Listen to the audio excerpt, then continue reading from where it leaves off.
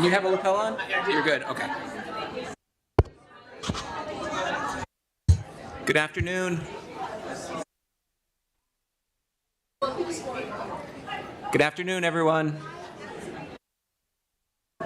Third time's a charm. Good afternoon. It's a very excited bunch today, which is great to see. Good afternoon, everyone, and welcome to today's Schemel Forum Luncheon, the third of the spring semester. Our Schemel Forum Luncheons are generously sponsored by Munley Law. My name is George Alicio, and I'm the Dean of the Weinberg Memorial Library and the Director of the Schemel Forum. And I'm delighted to introduce today's distinguished speaker with you all, Dr. Cynthia Otto. Dogs are more than just companions. They have been our partners, protectors, and even lifesavers. The bond between humans and dogs is well known and well documented, even stretching into prehistory. For example, the Bone Abercastle dog is a 15,000-year-old archaeological site where a dog was buried alongside two humans. Evidence like this speaks to our deep, almost timeless connection with these remarkable animals. Today, we have witnessed this bond evolve into extraordinary collaborations where dogs use their intelligence, instincts, and especially their unparalleled sense of smell to improve and even save human lives. Dr. Cynthia Otto has dedicated her career to studying and strengthening this bond. She is the founding director of the Penn Vet Working Dog Center, where she has spent over a decade advancing the science of working dogs, from search and rescue to medical detection. Inspired by her experience caring for working dogs at Ground Zero following 9/11, Dr. Otto's vision has shaped a program that has trained and graduated more than 160 working dogs, each going on to make an impact in critical life-saving roles. Beyond her leadership at Penn Vet, Dr. Otto is a world-renowned researcher in canine olfaction, health, and fitness. She has published over 150 papers on these topics, secured more than $8 million in grants, and has received numerous national and international honors, including the AVMA's Bustad Companion Animal Veterinarian of the Year Award and the International Canine Health Award in 2024. Her contributions have advanced veterinary medicine and deepened our understanding of how dogs and humans can work together for the greater good. Today's talk, How Dogs Save Our Lives, will explore the science behind a dog's extraordinary sense of smell and how we have harnessed it to assist in search and rescue, medical detection, and beyond. It will also touch on the special ways in which dogs impact our lives emotionally, reminding us that our relationship with them is not just about work, it's about trust, companionship, and mutual care. So please join me in welcoming Dr. Cynthia Otto.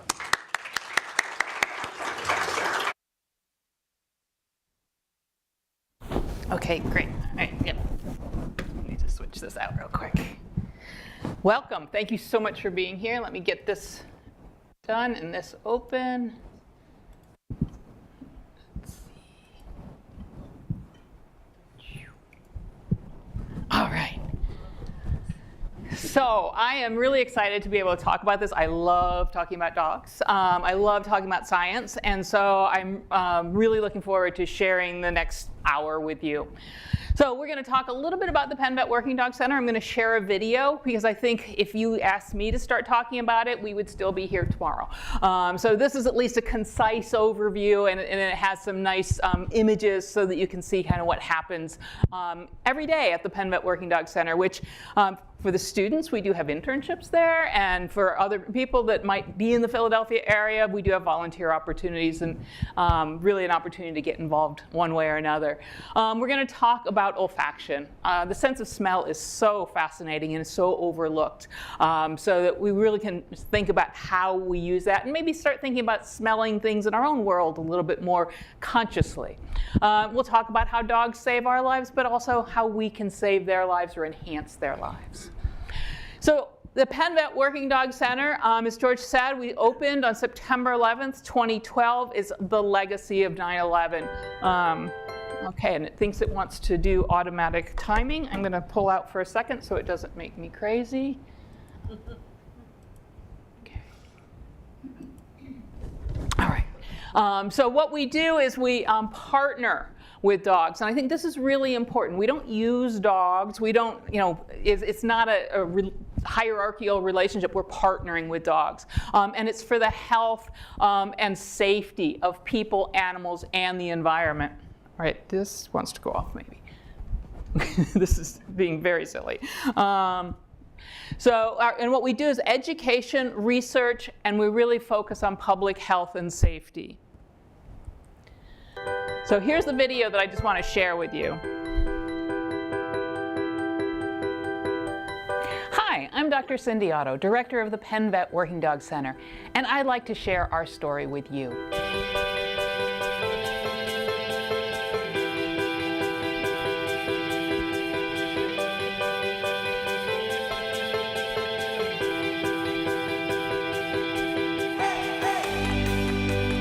The Working Dog Center is inspired by my care of the heroic dogs working at Ground Zero. The center opened on September 11th, 2012, to carry on their legacy and to support the dogs who serve us now. As a donor-driven research and education center, we provide critical tools to enhance the success of domestically raised dogs. Ensuring detection dog health through research on genetics, olfaction, and disease prevention is central to our mission. And we are pioneering means of improving performance through fitness, conditioning, and behavior modification. Throughout it all, our training methods rely on the use of positive reinforcement. As part of the University of Pennsylvania, we take our commitment to education to heart. Every person and dog that works and trains at the center is immersed in a powerful, inclusive, educational culture based on learning and growth. We also collaborate with other programs to advance knowledge of working dogs through the exchange of important ideas and valuable lessons. Our overarching goals are to provide the tools and knowledge to enhance the health and performance of all working dogs and to strengthen their relationship with their human partners. Simply put, our dogs save lives. They are trained to rescue victims of disasters, detect explosives and narcotics, serve and protect our communities, and even sniff out ovarian cancer.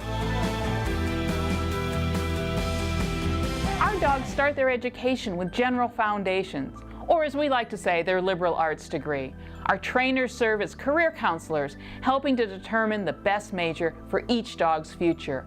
And as a research organization, we record, document, and measure everything so we can refine and share it broadly.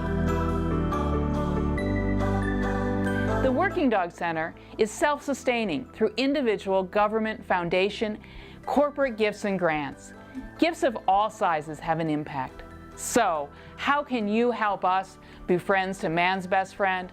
Donations are always appreciated, of course, and our volunteer opportunities are virtually limitless.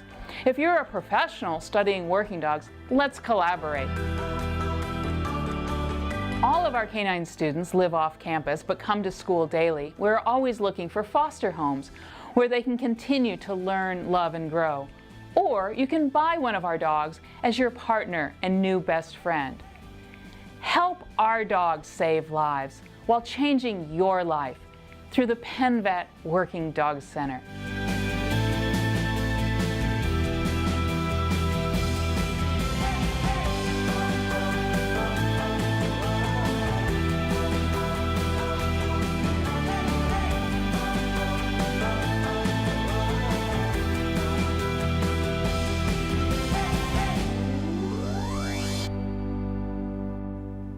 And just so you know, one of our graduates actually works here in Scranton. DACVECC is working with the fire department here as an ignitable liquid detection dog, otherwise known as an arson detection dog. So we're really proud to have dogs all over Pennsylvania and actually all throughout the country and even in Canada.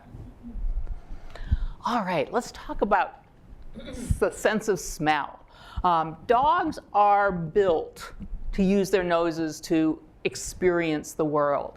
Just their anatomy, their physiology, their genetics, it all is geared towards taking everything in through their nose. As humans, we're much more visually driven, and we rely on that. And dogs can become more visually dependent if we don't give them that chance to actually use their nose. But when we think about a dog and why they're so oriented to smelling things, the first thing in their anatomy is they have this funny little nose with the slits on the side. Have you ever noticed that? It's like, wow, why do they have that? And that's because they bring air in through the center and they blow it out through the sides. What that does is it allows that air stream to actually facilitate some of their smelling, and as it blows out, it stirs up the little odor molecules and helps make them more available.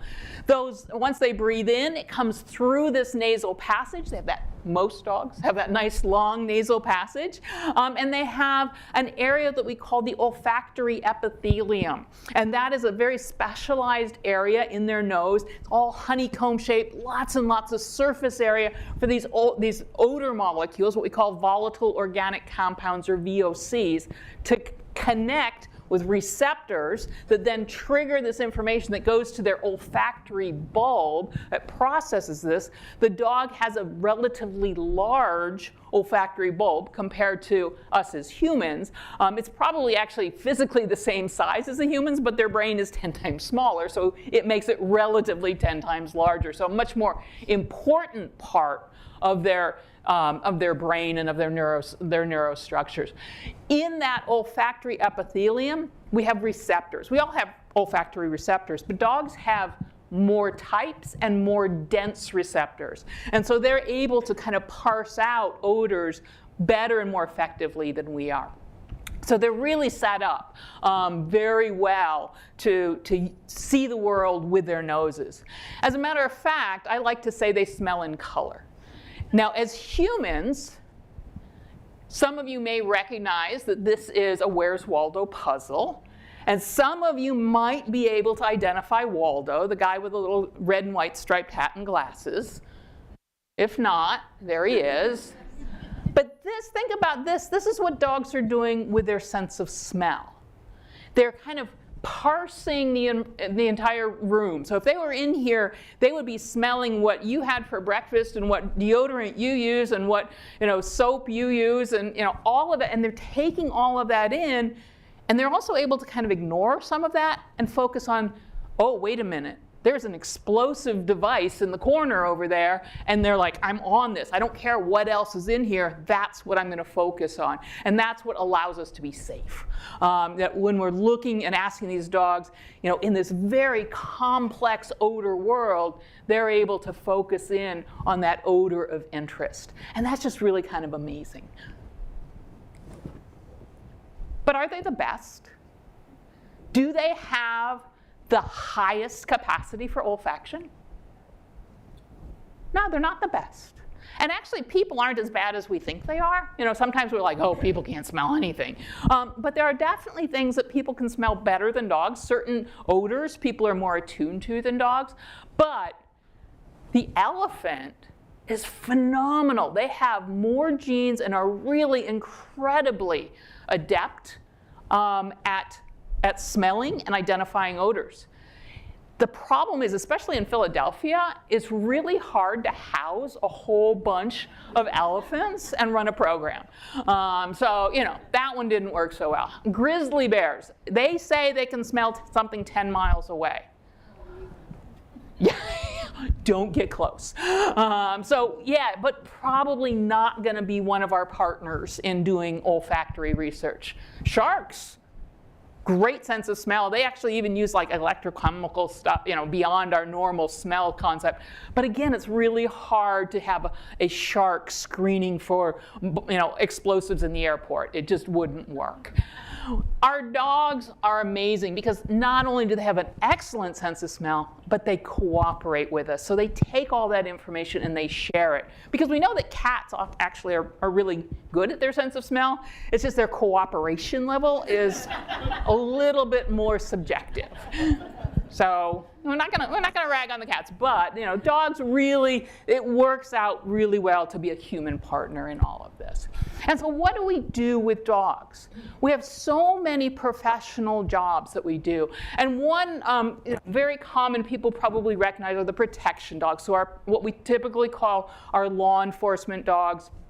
And these are dogs, maybe with the military, maybe with this multi-purpose canine. That's the special operations, secret squirrel guys. They're the ones that are jumping out of helicopters and other things.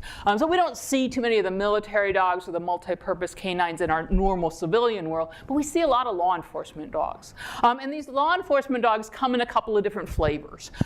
Most of the ones in our local law enforcement are what we would call dual purpose. And that means that they do patrol work and they do scent work.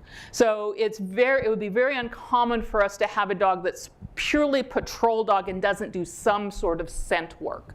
And the thing about the patrol dog, I really am very sensitized because some people think of them as attack dogs, and they're not.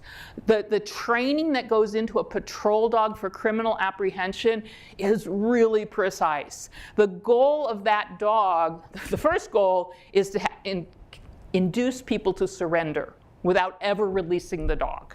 And that's actually a pretty common thing. As soon as the officer stands there with their dog and calls out, surrender now, I have a dog, if you don't surrender, I will release the dog. And they're like, okay, I'm in. I give up. And that's great because that allows us to use less force. It allows everyone to stay a lot safer. But in cases where we do need to use the dog, the goal of the dog is what we call a bite and hold. It is not an attack. It is to restrain that person. And again, to minimize the risk of harm to everybody involved. And so that's something to realize, that there's a lot that goes into these dogs' training. And here in Pennsylvania, these officers and canines, they're actually practicing and doing extra training 2 days out of the month. They're required to do that based on Pennsylvania standards. So they are really trying to stay on top of this and be the best representatives in our community and keep us all safe. So that's just a little PSA for the law enforcement canines. They sometimes get a bad rap, but they're really incredibly important and really valuable. But they also do this odor detection. Usually it's going to be either explosives or narcotics. And then they do tracking. And that tracking can be tracking a fleeing criminal. It could also be tracking a lost person. So that can be utilized in the community. And then this thing called article search. This is the most fascinating thing. They train the dogs to find things that have human scent on them. So if someone is fleeing and throws away a wallet or a gun or something, the dog will actually find that. I had a personal experience. I was working with some police dogs, and I had my glasses on top of my head. And then I leaned over, and then suddenly they weren't there. And I'm like, I lost my glasses. I don't know what to do. And they're like, we've got a dog that can find, that does article search. He went and found my glasses. And I was like, oh, that is amazing. So really, it can be very useful. All right, and so when we're talking, now we're going to kind of focus in on odor detection. We're going to talk about the different types of odor detection. So when we're talking about explosives, there's all kinds of different levels of explosive detection. So we might think about packages or vehicles. And so packages is kind of the more traditional. If you've ever been in DC, they line up the dogs, when they're going into any of the different government buildings, and the dogs are walking by these vehicles checking for explosives. And so that's a really important thing. In a lot of different warehouses and shipping areas, they'll have dogs screening those packages for explosives. Then there's the person-borne. And the person-borne is that somebody actually has it on them. And sometimes in the airports, you might see a dog screening, instead of having to go through the machine. You might be walking by and there's a dog, and you're like, oh, that's a cute dog. And not the beagles, but this is on the way in, that there will be dogs screening for explosives. And they're actually more effective than the screening tools the other machines are. So I always feel really good if I'm flying and there's a dog in the screening line, because that's going to make me feel a lot safer. Route clearance is pretty much used in the military, and so the dogs go out in front of the troops and make sure it's safe to move forward. And just, you can't even imagine the number of lives that have been saved as a result of that. So a really important role. Narcotics and drugs, obviously a big component of what our law enforcement canines do. And so they are trained on multiple different kinds of illicit drugs. And so it might be if there's a new drug on the street, they'll add that to their list. So a dog can learn hundreds of different odors and be able to respond. He might not tell you that this is fentanyl and this is cocaine, but he's like, that's bad, we need to not have those around. Accelerants, this is like WASIC, who's here in Scranton. They are used to go in after a fire and identify what the source of that fire is. Think about that. You have a building that was just burnt down, and somewhere might be a couple of drops of gasoline that started the fire. Everything's already been burned, but the dog can find it. Crazy that they are able to do that. That just boggles my mind that they can figure that out in that kind of an environment. And then contraband. Contraband can be anything that's illegal. It could be alcohol, it could be cigarettes, it could be cell phones. They can be trained on pretty much anything. We can identify a training material to train them on. If we want to train them on cell phones, we train them on cell phones. Oftentimes it's the SD card that they'll train them on. But there's just odors associated with pretty much everything. And so it's just a matter of teaching the dog that is important to us. And we need them to tell us that is the odor that they're smelling. So, and our dogs are, when they're smelling stuff, they're smelling low, they're smelling high. We see a lot of dogs just like checking it all out. And it's just fascinating to watch them work. But what else can they detect? What have you heard about that dogs can detect? Cancer, absolutely. It's a project we've been working on for many years, and it's really exciting to see how dogs are able to tell that there is an odor. So what happens with disease is our bodies change, and there's some odor that changes. We think about it with diabetes. When your blood sugar is out of whack, you might smell like acetone, but there's other things in our bodies that change, and so by training the dogs, we can actually get them to help us understand where those changes are happening and what those odors, they don't tell us what the odors are, but they tell us the odors are there. Any other things that people have heard about? Yeah. There are definitely some really interesting studies in emotions. My postdoc did a study on stress, and she had people do a math test and then took armpit swabs, and the dogs were able to differentiate those that were stressed versus those that weren't. So a lot of that, a lot of our service dogs actually tend to utilize that, we think, to help in their role. And none of the dogs in our program are actually service dogs in that regard, but there are definitely service dogs that use scent and olfaction.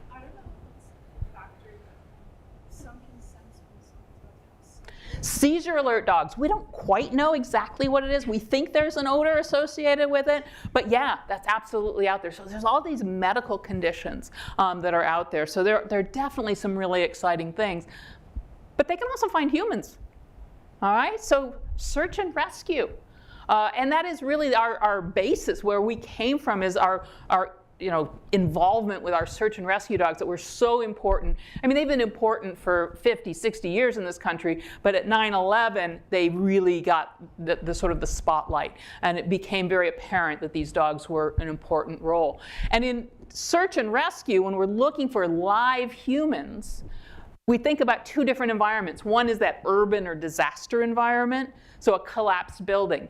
And it could be because of a natural disaster. It could be like 9/11, a terrorist attack. It could be any kind of accident.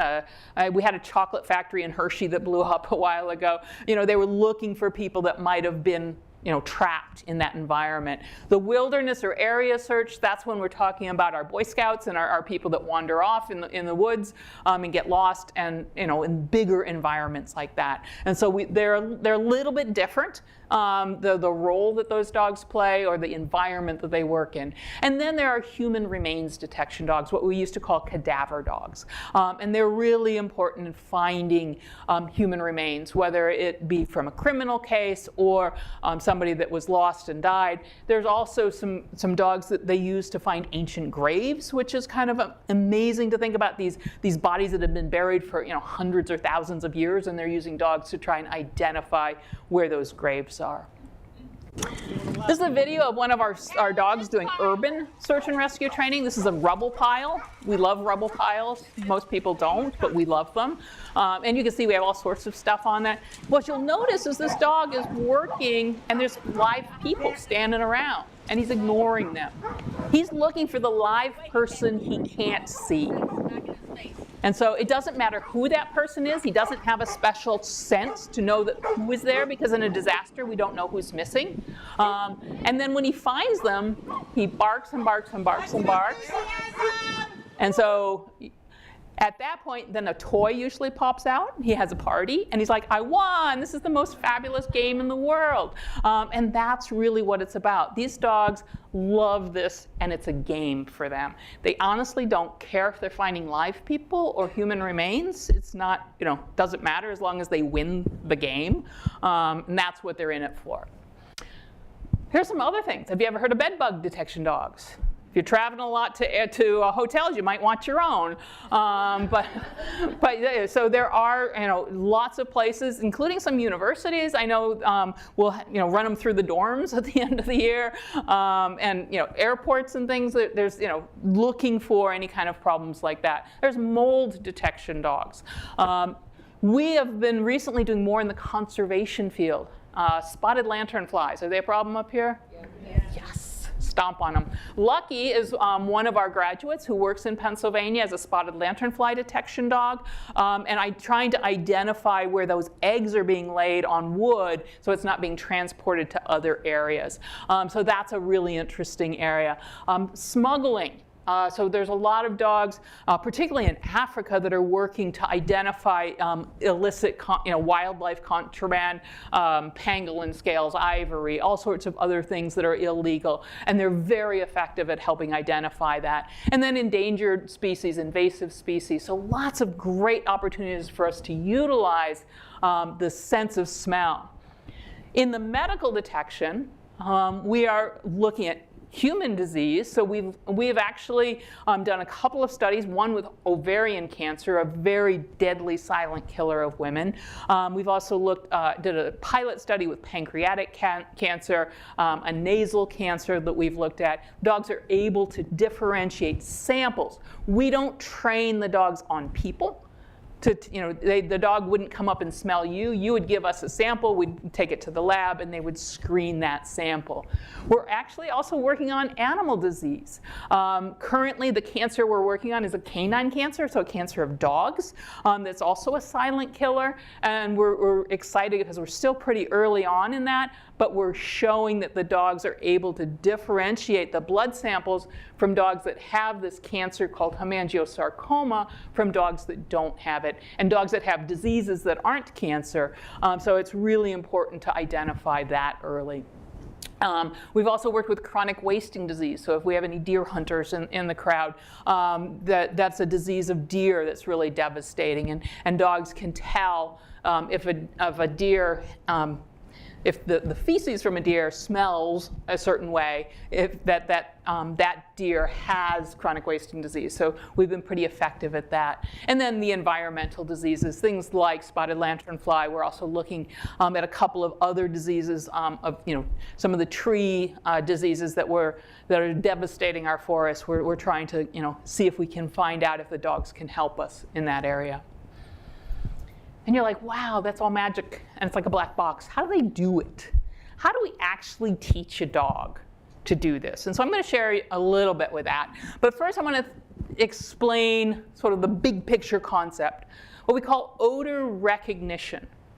So I'm going to use cows because it's just an easy thing to use. If I want to teach a dog to find a cow, all right, here's a cow in the field. Dog goes out, there's a cow. All right. I've alerted to that. Here's the smell of a cow. We have this fancy little, squares and triangles, and that's kind of the volatile organic compound fingerprint, the VOC fingerprint of that, of a cow. All right, we teach the dog, this is the smell I want you to find. He goes in the field, he smells a cow, there's a cow. And he doesn't, it's not like the cow's hiding. He doesn't need to show us where the cow is. We'll see it. But just to get started. So teaching odor recognition is what we want to do. So here's how we start. We have that sample in this container. Dog comes up, puts its nose on it. We click. The click is telling the dog I did it right. I get a treat now. And so we just do that. And we do that. And the dog's like, hey, this is a fun game. I just put my nose on this. I take a sniff. I'm like, you did it right. You get a treat. Super easy, right? That's step number one. Now we have to get to odor discrimination. What if we want to know a Holstein cow from a Jersey cow? Right? And the only difference is that they have one different molecule in their odor. And we know everybody's got their own odor fingerprint. Dogs can tell twins apart, identical twins. They have a different enough smell they can tell them apart, which is mind-blowing. But so here's the dog. We can teach them, all right, just tell us where the Holsteins are. We don't care about the Jerseys. Or maybe we're ice cream fans and we care about the Jerseys and we don't care about the Holsteins. So how do we teach discrimination? Well, here in the same sort of setup, we've already shown this is what I want you to do. Now I'm going to introduce a sample from somebody who doesn't have cancer. So we have a sample from a person with cancer, sample from a person without cancer. It's a blood sample. And poor Ivy here's like, I'm doing what you told me. And we're like, it's gotten a little harder. Yeah, she's communicating intensely with us. It's like, what do you want me to do? But they have to process it. They actually have to compute this. And so did she know that was the right one? Heavens no. That was random. But now she got a reward. And so now she's like, you don't get it for this. I get it for this. Wait a minute. There's something different between these two. And we do this enough times, and she starts to learn that there is a difference. Now, when we just do it with one person in each. It might be that one person had garlic for dinner the night before and the other didn't. And she's like, well, okay, we're training on garlic. So what we have to do is train on lots and lots and lots and lots of different samples. And the challenge when we get into training on lots and lots and lots of different samples is that everybody smells different. So it's not like when we're looking for an explosive, that the explosive smells like an explosive, whether it's outside or inside, or if it's, here or there, it still smells like an explosive. But when we're looking for medical detection, we have all of this background noise. And it's different every time because none of us smell alike. And so they have to figure out what's the same or what's similar among these samples. And so here we have, again, lots and lots of variation. We call this odor generalization. So if I train the dog on one Holstein cow, he can find that Holstein cow. But if I want him to find all Holstein cows, I have to train on many, many, many, many individuals so that they recognize that it's all Holstein cows, but not Jerseys. All right, so this is also something that we use in search and rescue. It's not quite as hard, but we're looking for hidden people. This is how we start with our puppies at 8 weeks old, and this is the most fun. It's a great game. As they get a little older, we change the environment. They have to work a little harder. They don't see the person running away from them anymore. Find that hidden person. Look at sniffing, sniffing, sniffing, sniffing. Very excited by it. And now here's where we have to discriminate, because it's not just any person, it's only hidden people. Because when we're in a disaster setting, there's people all over the place. There's people working. And so they have to say, what we think of is they do inventory. That if we had somebody hidden in this room, they could kind of do inventory. It's like, I got all of you, but there's somebody who's hiding, in that cupboard over there, and they would find that person and ignore all of you after they checked to see what you had for lunch. But it's really, and look at how these dogs move in this kind of environment. Look at the confidence that they have in just traversing this kind of stuff and being willing to play and do that. And that's really an important part of our training as well. So we really focus on their physical activity, their physical health. So the dogs are amazing. And we think about, is this good for them too? Is this something that is valuable for them? Are we doing them a favor by asking them to do these really hard tasks? And my vote is yes. It's a really good thing for them because that mental stimulation, that physical activity, and kind of that partnership is really good for dogs. I think that is something that we can be really proud of. And we wanted to ask that question about the dogs that worked at 9/11 because that was a pretty tough environment to be in, and there's a lot of information about hazards that came out for the humans. And being there, I wanted to make sure we weren't overlooking hazards for the dogs. And so what we did with support from the AKC Canine Health Foundation is we conducted a study. We conducted actually two. There have been many, many parts of the study, but we conducted an immediate assessment of injuries and illnesses that happened on site. And then we did a longitudinal study following 95 dogs that worked at 9/11. We had 55 search and rescue dogs that didn't work at 9/11, and we followed them for 15 years, or until the end of their lives. So this is what we learned about the dogs working at 9/11 and the hazards that they experienced. And the first thing that we found was that the most common thing were cuts and scrapes. And this is universal across every disaster, every response. Cuts and scrapes are the most common thing that our dogs experience. But we were like, oh my gosh, well, what should we do? Should we put booties on them? Should we do all of this other stuff? Well, first of all, in a disaster environment, on that unstable rubble, you put boots on them, and it's like trying to run across cobblestones in high heels. So not going to be the thing that we do. So we really need to think about, how do we protect them? But the other thing, we have to look at these cuts and scrapes. How serious were they? Because these handlers and these dogs are really tightly connected, and they're looking. In all of these incidents of cuts and scrapes, And beyond our study, across all of the responses and all the medical records that we could find from the dogs at 9/11, only 4 dogs needed stitches. So we're not talking real serious stuff. We're talking minor cuts and scrapes. Probably the same thing that happens when your dog goes out in the woods. So really common. Surprisingly, though, respiratory problems were very infrequent in our dogs. And that was the most common thing that we saw in people because it was a really bad environment. And the dogs are lower to the ground. They didn't have respiratory protection, but they have this wonderful nose that can filter things out, and just their physiology is a little bit different. Because we were able to follow these dogs throughout their lifetime, we were able to look, because we were concerned, like, does it shorten their lifespan? Do we have any issues? Well, we found out that there's no difference between the dogs that went and the dogs that didn't go.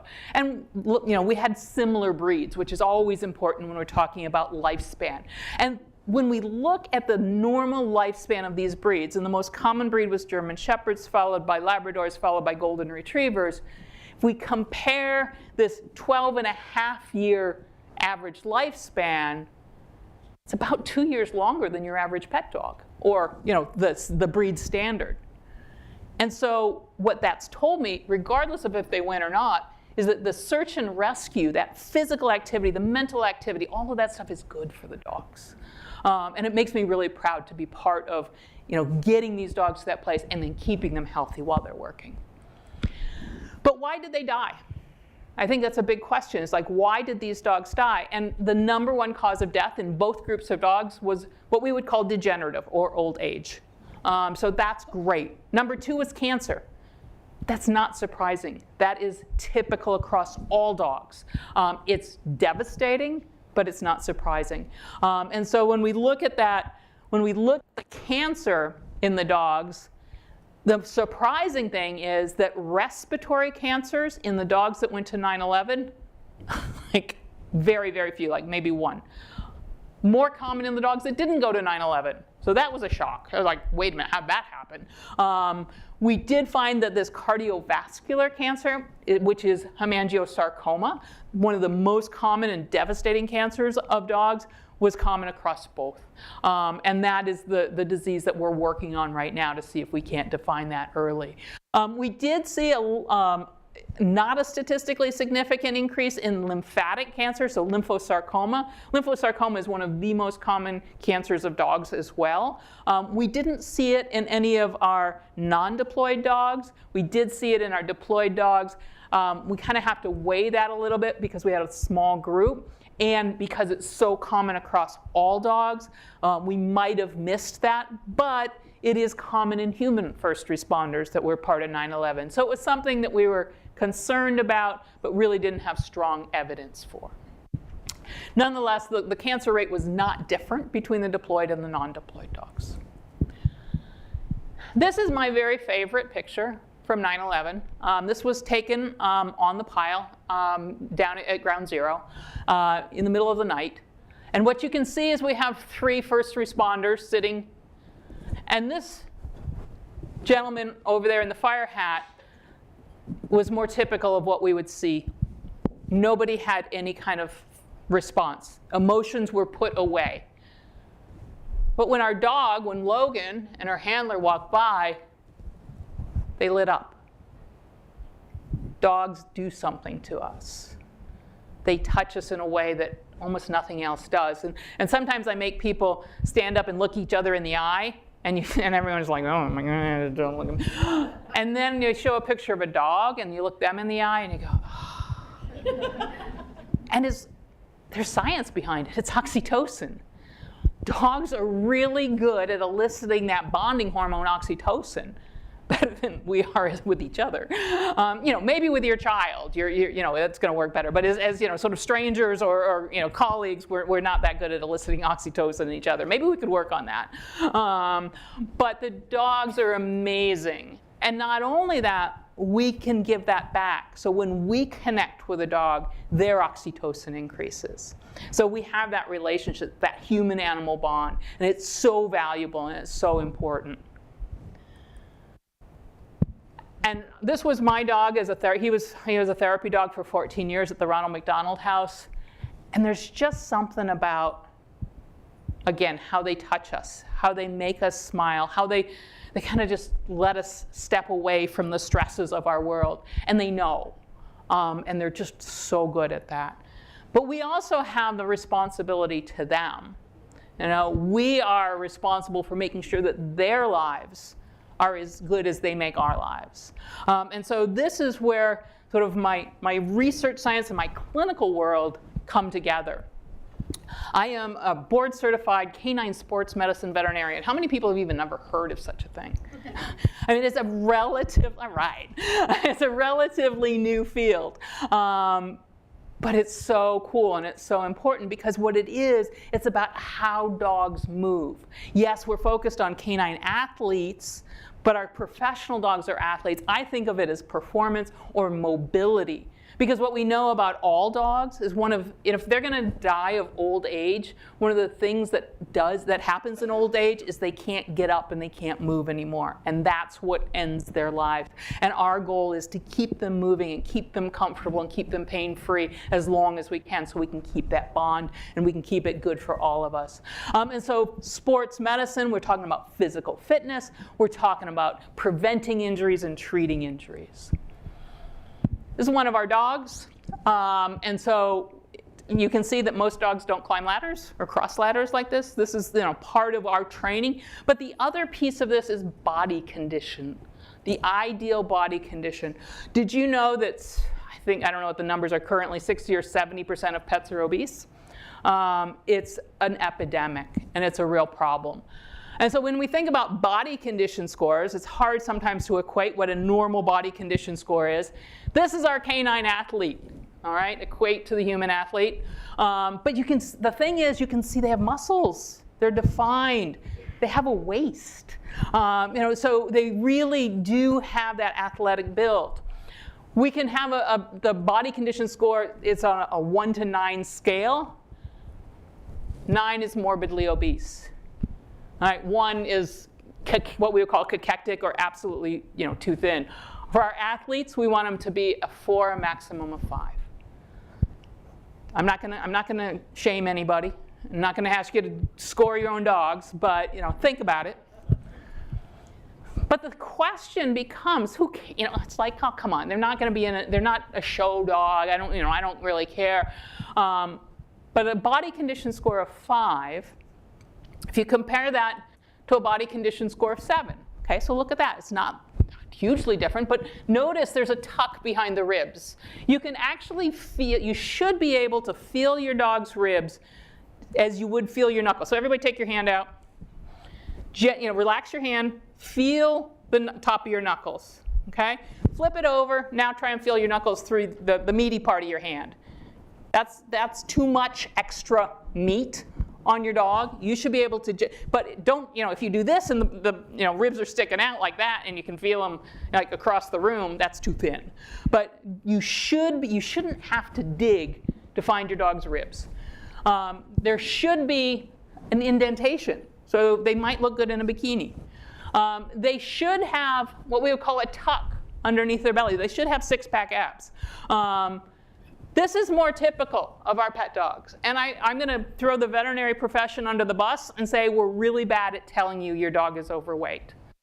But I think the other question is, if I told you that I could give your dog 2 more years of life, quality life, and I had a drug, I had a magic pill, would you buy it? Yeah. What if I told you that not only am I not going to charge you for the pill, but I'm going to save you money and give your dog 2 more years of life? The difference in lifespan between dogs that are at a body condition score of 5 versus 7 is 2 years. Why?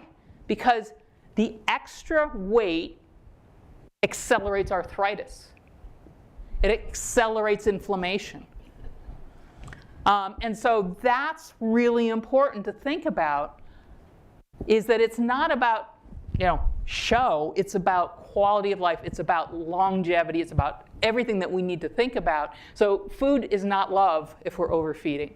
So really something to take home and pay attention to. That's something you can do for your dog now. And it's really hard. And I know because my husband is constantly feeding our dog. And I'm like, stop. But he's also aware of body condition. And he's like, OK, only one peanut right now. OK. All right. So then we want to think about all of our fitness and all of our other pieces that we can do. There's lots of aspects of this, and we're going to bounce through a little bit of this because I want to give you some take-home things that you can do at home. Now, right now, I'm going to ask everybody to think about what they're doing with their body, what their posture is. Everybody needs to look around. All right, who's slouching? Who's sitting up straight? This is something. If everyone can go ahead and slouch.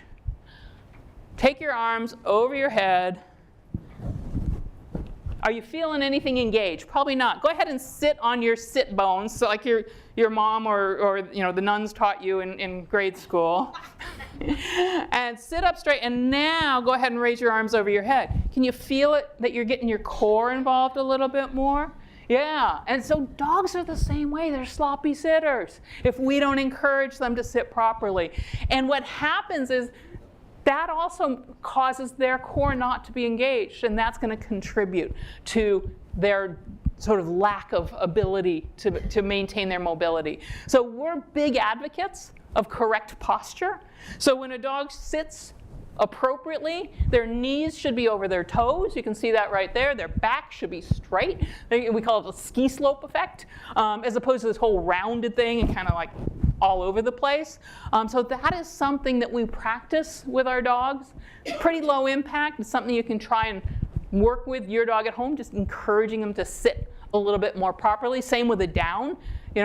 When they're in an alert down, not a relaxed down, they should look like a sphinx. Their knees should be over their toes. Their back should be nice and flat and straight. If they can't do it, there may be a medical problem. We know dogs that have ACL injuries can't sit straight. Their one knee will pop out to the side. So there's some things that this could actually tell us as well. Body awareness. This is super fun. I'm going to make everybody stand up because you've been sitting too long. You can use the back of your chair or use the table or whatever because you're going to practice your body awareness. So what we want to do, and if you're not comfortable on one foot, then use both feet. But what we're going to do is I would say stand on one foot, extend your hands to the side, extend your index fingers, close your eyes and touch your index fingers over your head. And so that's body awareness. And so gymnasts and athletes have really good body awareness. As we get older, we tend to lose some of our body awareness. And it's something that dogs are terrible at. Go ahead and have a seat. Dogs are what we call front wheel drive. They know everything in front of their shoulders, but their back end kind of follows behind. So we do a lot of proprioception exercises so they learn about their back feet.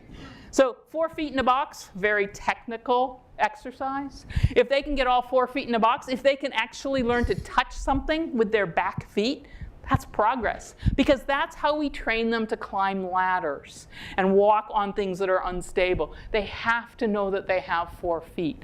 But most dogs are like, oh, I don't know where my back feet are. So it takes some time and some training to get them to do that. But once they do, it completely changes the picture. This was all in one setting. This dog learned to do this, but she also already knew how to put her feet in a box and put her back feet on something, so she had an awareness. And so I was like, that was pretty amazing. And now, here we take it to the whole next level. The 6-foot ladder is a requirement for FEMA search and rescue dogs to be able to climb that. Notice he climbs every single individual. He's got the core strength to hold his body up. He's got total control. Do not do this at home. Then we're going to take him, he's going to walk across this unstable surface, and he's going to go on what we call a wicket walk. And not only is this wicket walk requiring him to move each individual leg separately, notice that it's 2 2x4s and there's a gap in between. So he has to exactly place his feet in every location. It's like, whoa, that's really scary. And he's like, please let me go, please let me go. I love this. So just watch how he moves his body and how each foot is individually controlled. Yeah, and so that's proprioception training. I'm not going to go through I have a fun little video of things you can do at home because I want time to answer questions. I know we went over a little bit, and so I want to make sure we have time for questions. And actually, let me jump to the next one just so I can acknowledge my team. It does take a village. We have an amazing team of trainers and researchers and people to make all of this work. And so questions that I can answer for you. You're the first hands up. Do you ever use shelter dogs? Oh. I can also repeat the question. But yeah, do we use shelter dogs? In our program, we do not use shelter dogs here. I can tell you we have lots of programs we work with that use shelter dogs. The challenge with shelter dogs is you actually have to screen about 1,000 dogs to get a dog that is at the performance level that we're expecting. These are like Olympic athletes. We do use community science dogs in that we have people bring in their pets and do some of the studies with us. But in the program for raising and training these dogs, we're interested in the genetics, we're interested in the performance. So at this point, we're not using shelter dogs. But a great question and a common one. You mentioned the genders that you tend to work with. Are you finding any differences between the genders? So great question. We have males and females in our population. I can tell you, and I don't want to embarrass you, but boys always develop a little slower than girls. They're a little more distractible, but otherwise they're pretty much equivalent. It is true, isn't it? If a dog is sitting in the incorrect position, if they have the wrong posture, how would you gently correct them so that you're not hurting them, but you also want to train them to sit in the correct position? Right, so great question. How do we actually get a dog that's sloppy sitting to not sloppy sit? There's a couple of tricks that we use, but we never force them. So sometimes it's just a matter of holding a treat that they have to reach for without getting up.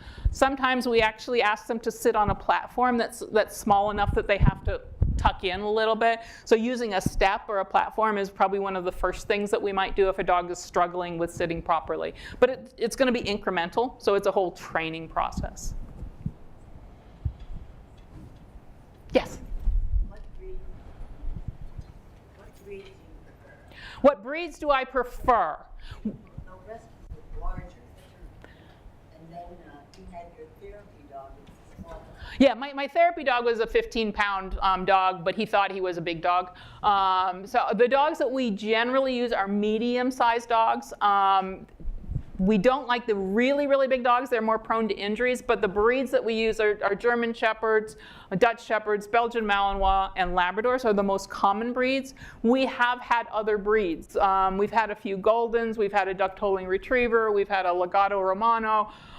We've had a couple other breeds. What we find is that the dogs are more likely to be successful if they're a Lab or a Shepherd because they adapt to our crazy, chaotic environment, and they also are more, people are more familiar with them. So when we actually sell our dogs at the end of their training, we sell them to police departments, fire departments, search and rescue handlers.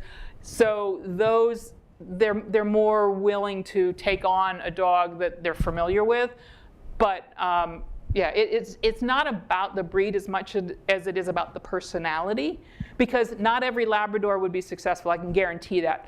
When we look at our friends at Canine Companions, they have Labradors for service dogs. Those dogs are, we would call bomb-proof. If you've seen the Netflix documentary Inside the Mind of a Dog, there's a dog laying there and a roller coaster is coming down over its head. It's just like, la, la, la. Our dog's like, what's going on? Someone asked if I brought a dog. I'm like, you don't want one of our dogs in this room. They'd be going around and around and around and around because they don't stop. So it's the personality as much as anything as the breed.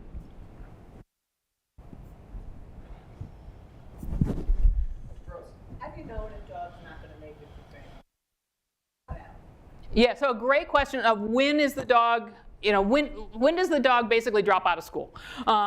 We have an amazing 93% success rate of dogs being able to do detection work and go into a professional career. And that's because they get to pick their career. So that makes a huge difference. If we asked them all to be search and rescue dogs, we'd probably have a 40% success rate. So of the dogs, when they don't make it, some of it's medical. So that might be an issue. Some of it's just behavioral, that they're either not motivated, like one of our Goldens would just lie down. He's a therapy dog now. It's very uncommon, and we try really hard to see if there's something that dog likes, and if not, and if they're not happy, then we will go ahead and we will invite the foster to adopt that dog, or very rarely we'll go beyond that and find a home for that dog. How long do you train the people who you turn the dogs over to when they go out into service? And do people who train service dogs, is it a uniform process? Are your dogs trained similar to maybe some trained somewhere else? So 2 great questions. When we sell a dog, we have 2 weeks that they come and spend with us and the dog, because it's really important. We've spent a year to 18 months training this dog in the way that we believe is positive reinforcement and collaborative and cooperative. We want to make sure that handler is also on the same page, because if it's not, we're not giving them the dog. And so that's really important. We also do long-term follow-up. We're constantly in communication with them. And then as far as the training, there is no standard for dog training. And people train very differently. And I think there's a lot of emotion involved with how people train. Again, we use positive reinforcement. We are really about collaboration, cooperative care. And that's, we are successful. We are incredibly successful with that model. Other people are more aversive techniques. They use more punishment. And I can't speak to that because that's not what we use.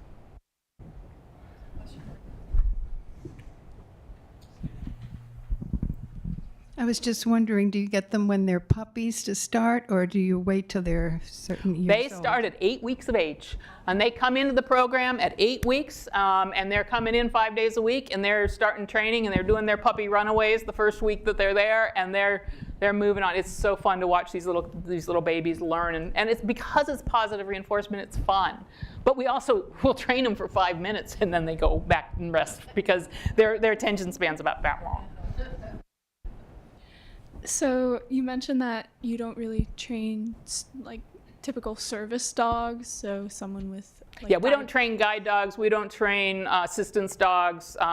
We don't train diabetes alert dogs. We did train a few diabetes alert dogs and found that the component of training that was the service component was not in our wheelhouse. We weren't very good at that. We're good at training dogs for professional handlers to take on, and because these are kind of Ferraris. So if you do you work with any programs that train service dogs? So if a dog didn't pass like the working at We have great relationships. Susquehanna Service Dogs is one of the ones that we work with. We actually just got a dog from them who is now working in our research detection program. It's more likely to go that way than us giving them a dog, because our dogs are crazy.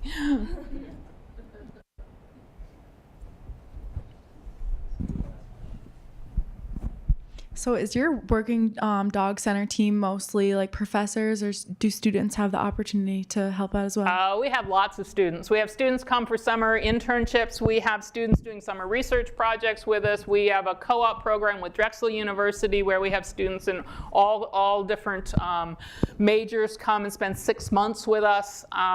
We love having students in with our program.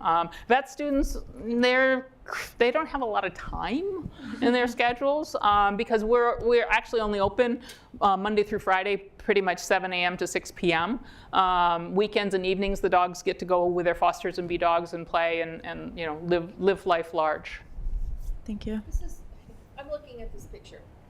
There's only 2 guys up there. Do women make better trainers? No, I'm just looking at this. No, it is a. And I don't want to sound sexist, but No, we definitely have a predominance of female members, and part of it is because women are willing to be paid less. And the animal world, it is heavily female driven. Veterinary school, it's 80% women. It is in the dog world, there is definitely. In the law enforcement world, it is definitely mostly men. So that's why we bring in our law enforcement friends so that we can actually have a little bit more balance. But with our students, we're actually getting a little bit broader representation, which is wonderful.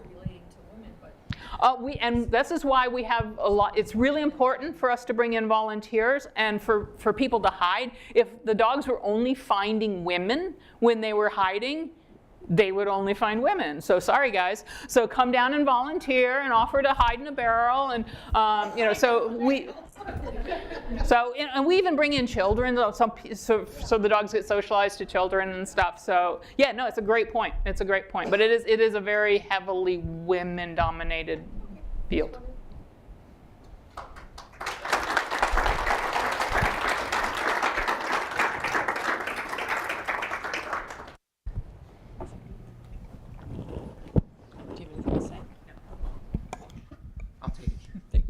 Just want to say thank you once again, Dr. Otto. This was wonderful, so thank you.